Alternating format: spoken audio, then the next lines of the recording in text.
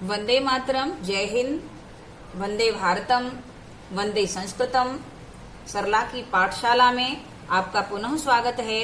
वादे के मुताबिक मैं प्रस्तुत हूँ प्रथम पाठ लेकर। हमने जाना था पिछली वीडियो में कि अकारांत पुल्लिंग क्या होता है। आइए आज हम इसका अध्ययन करते हैं। प्रथम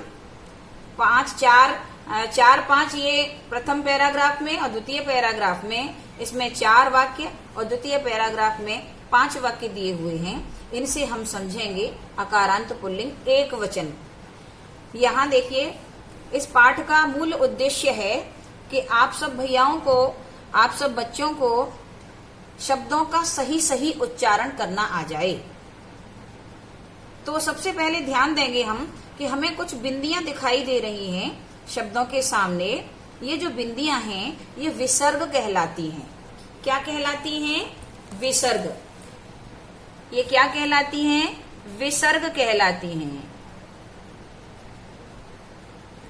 इन बिंदियों का जो उच्चारण होता है, ये जो विसर्ग हैं, इन विसर्गों का जो उच्चारण होता है वो ह ध्वनि से होता है। समझेंगे कैसे? एश के सामने ये बिंदियां हैं, विसर्ग हैं, तो ये एशः हो गया। पढ़ेंगे एशः कह, यह क्या है। उत्तर में आया एशः चषकः। यहाँ आपको ग्लास दिखाई दे रहा है। उत्तर में आया एशः चषकः, यह एक ग्लास है। किम एशः बृहत्, क्या यह बड़ा है। न एशः लघु, नहीं यह छोटा है। अब देखिए बेटा, ध्यान से देखेंगे। किम पर कुछ रेखा लगी हुई है नीचे, बृहत् पर भी ता पर कुछ रेखा लगी हुई है। इस रेखा को हलंत कहते हैं। क्या कहते हैं?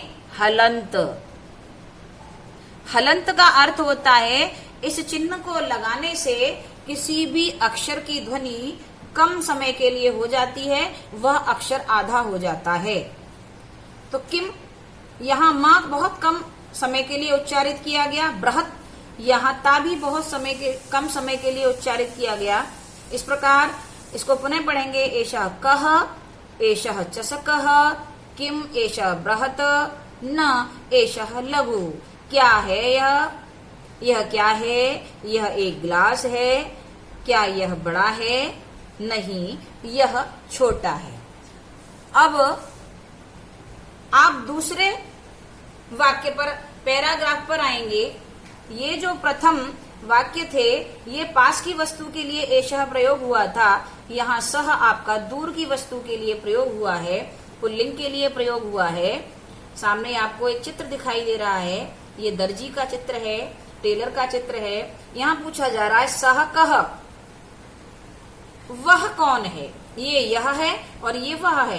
वह कौन है? उत्तर आया सह शौचिकः, वह एक दर्जी है। शौचिक को दर्जी कहा जाता है। शौचिकः किम करोति, प्रश्न पूछा जा रहा है दर्जी क्या कर रहा है। किम सा खेलती, क्या यह खेल रहा है।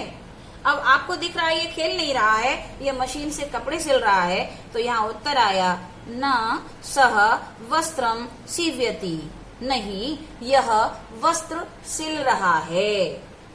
इस प्रकार हमने जाना दूर की वस्तुओं के लिए सह, पुल्लिंग के लिए सह, पुल्लिंग के लिए कह, और पास की वस्तु के लिए एशः।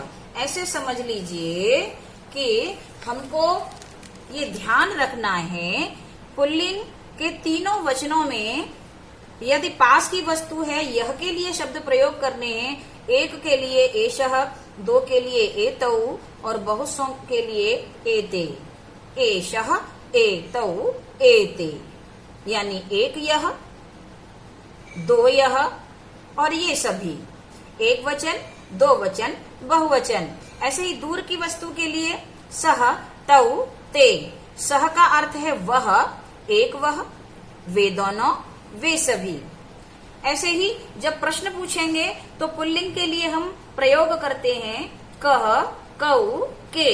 यदि एक व्यक्ति के लिए, एक वस्तु के लिए पूछ रहे हैं तो कह, और दो के लिए पूछ रहे हैं तो कऊ, और बहुत के लिए पूछ रहे हैं तो के। इस प्रकार पुल्लिंग के तीनों वचनों में होता है कह, कऊ, के। दूर की वस्तुओं के लिए होता है सह, तऊ, ते, और पास की वस्तुओं के लिए होता है एषः, एतौ, एते।